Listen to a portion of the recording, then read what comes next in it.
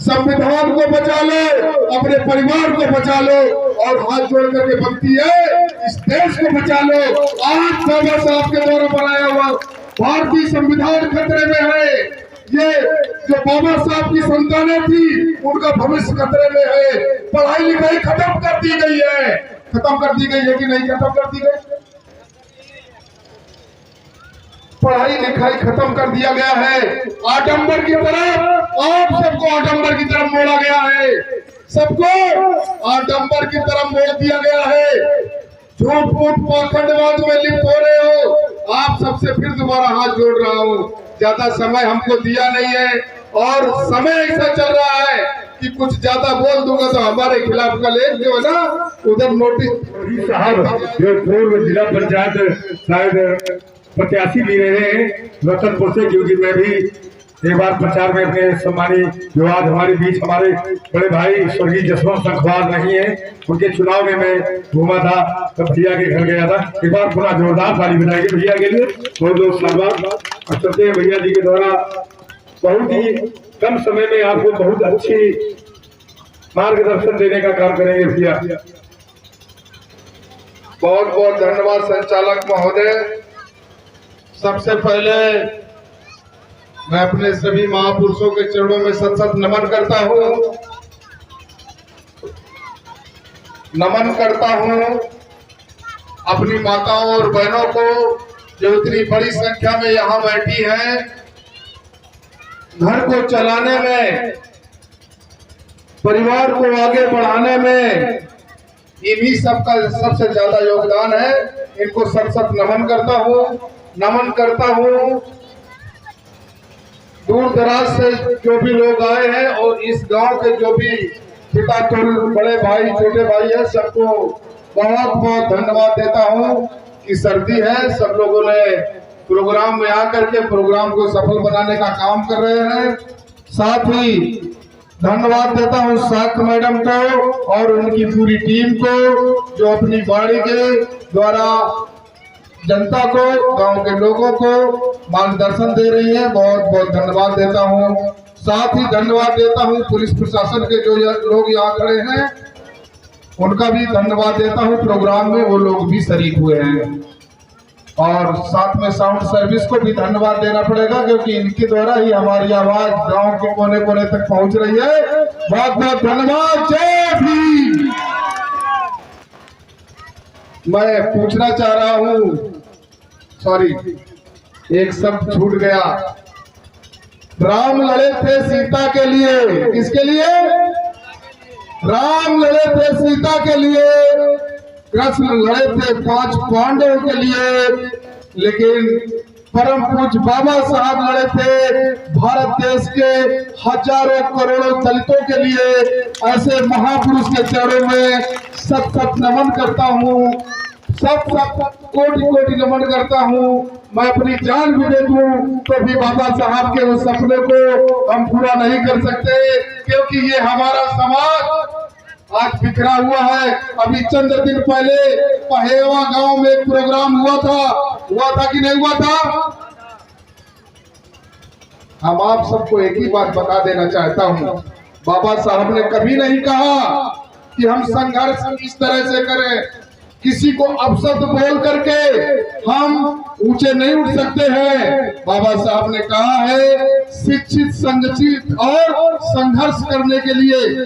जब तक आप शिक्षित नहीं होगे, जब तक आप शिक्षित नहीं होगे, आपको पता ही नहीं चलेगा कि हमें क्या करना है।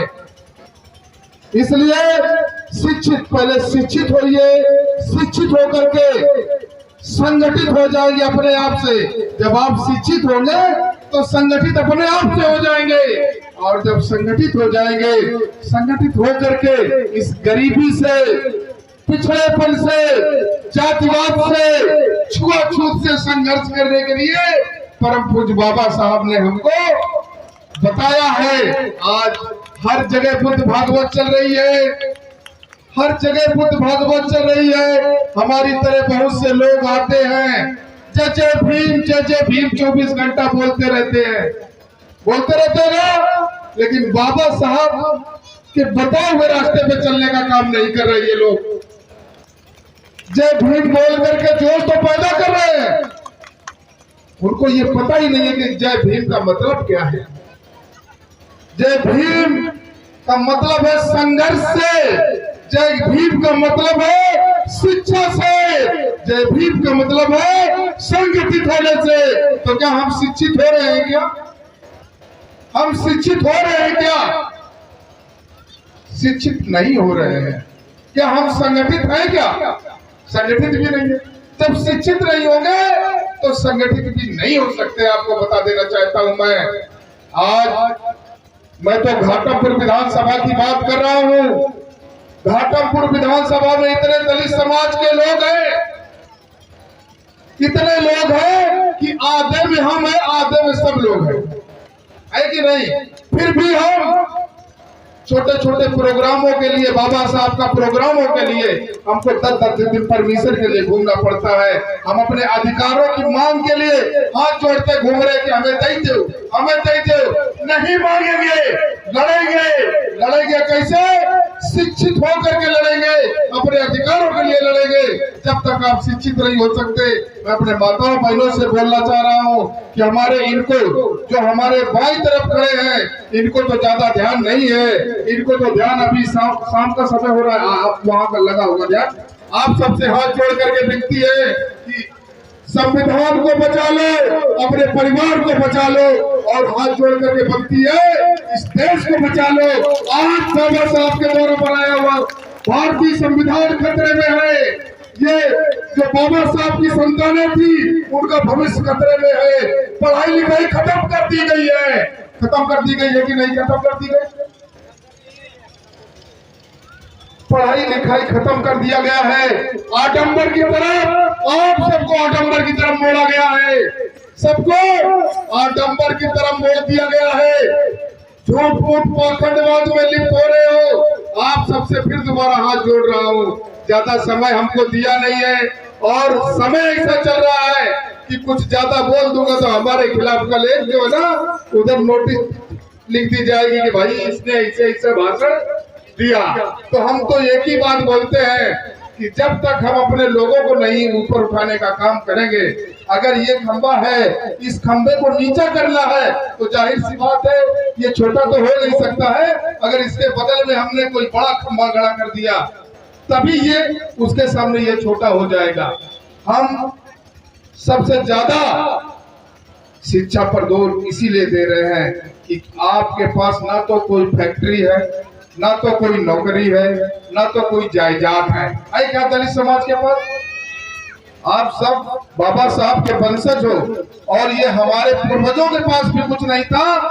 आज 70-80 साल होने के बावजूद भी, देश को आजाद हुए 60-70 साल हो गए, आज भी हमारी स्थिति वैसे की वैसी बनी है, क्योंकि हम लोग शिक्षित नहीं हो पा रहे। जो आज मनवादी सरकारें सत्ता पर काबिज है, उन्होंने गांव-गांव में ठेके खोल दिए हैं ताकि आप पढ़ लिख न सको। आप पढ़ लिख न सको, इसलिए ठेका खोल दिया गया है। तो आप सब लोग संगठित रहिए, शिक्षित रहिए, अपने बच्चों को पढ़ाने लिखाने का काम करेंगे, क्योंकि 3 देवियां हैं इस देश में।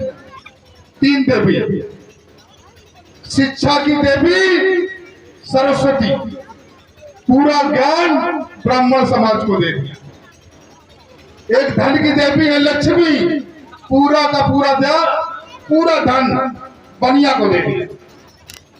एक है काली देवी खप्पर वाली, पूरी ताकत ठाकुर समाज को दे दिया। लेकिन आपको हमको कुछ नहीं दिया है, तो इसलिए हम अपने बदौलत सब कुछ अर्जित कर सकते हैं। आपके सामने मैं खुद खड़ा हूं। मैं कोई बहुत बड़े परिवार घर का नहीं हूं।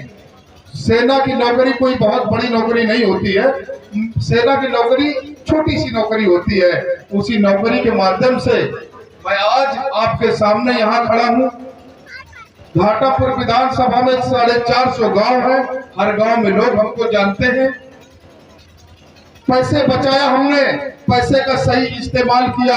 महंगाई युग है, आप सबको बता रहा हूँ कि पैसा बचाइए, पैसा बर्बाद मत करिए। अपने बच्चों को पढ़ाई लिखाई के लिए स्कूल भेजने का काम करें। माताएं और बहनें खासकर। अभी एक ट्रेंड चला है, एक नया शौक चला है, अगर हमारी 100 माताएं बहनें हैं तो 10 के मुंह में गुटखा होगा। पता नहीं क्या शुरू कर दिया। आज बाबा साहब के प्रतिमा के सामने सौगंध लेकर के जाना है कि ये बुरी आदतों को छोड़ना है और अच्छी आदतों को पकड़ना है कि नहीं पकड़ना है। अच्छी आदतें सब लोग पकड़ेंगे। बुद्ध भागवत का मतलब यही होता है।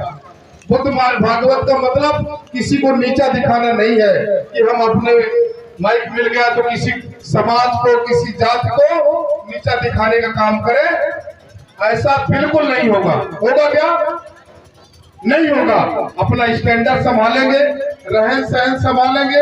हम देखते हैं, हमारे गांव में जाते हैं, हमको पूछना नहीं पड़ता कि दलित समाज के घर कहाँ है, वो अपने आप से ही पता चल जाता है ये है दलित समाज के घर। नाली भरी होगी, बच्चे ऐसे नंगे कपड़े घूम रहे होंगे और नाक से ऐसे सब बह रहा होगा, छोटे छोटे बच्चे ज्यादा होंगे, तो पता चल जाता है। आप सबको बता रहा हूँ, स्टैंडर्ड, रहन सहन, पहनावा उड़ावा, इसको ध्यान दीजिए, इसको ध्यान सबको देना है। बाबा साहब ने कहा है कि हम पैदा तो दलित समाज में हुए, ये हमारे बस की नहीं है, हमारे बस में था ही नहीं। आदमी कहाँ पैदा होते हैं उसके बस में नहीं है ना। हम दलित समाज में पैदा हुए, हमारे बस का है क्या? नहीं है। लेकिन दलित बन के बने रहे, ये अच्छी बात नहीं। ये हमारे बस में है कि हम दलित नहीं, तगड़े बन के रहेंगे और सब लोग आगे की तरफ बढ़ेंगे। बहुत बहुत धन्यवाद। ज्यादा कुछ बोलना भी नहीं है क्योंकि प्रशासन की निगाहें भी हमारी तरफ है, सबकी निगाहें भी हमारी तरफ है। अभी नई आग लगी थी पहेवा गांव में, अभी बुझ नहीं पाई है, तो हम भी नहीं चाहते हैं कि ज्यादा कहीं कुछ हो। और ये जाहिर सी बात है कि सब लोग संगठित होकर के रहिए। संगठन में ताकत है और संगठन के बिना कुछ हो नहीं सकता है। और कभी जब मौका मिलता है ना, तो नेता भी इस तरह का चुनिए कि कोई भी उसको अपनी जेब में गुटखा समझ के ना डाल ले। जिस तरह से जो हमारा प्रतिनिधि है इधर, उसको लोगों ने अपनी जेब में डाल रखा है, इस तरह का भी नेता मत चुन लेना। हमारी बात समझ रहे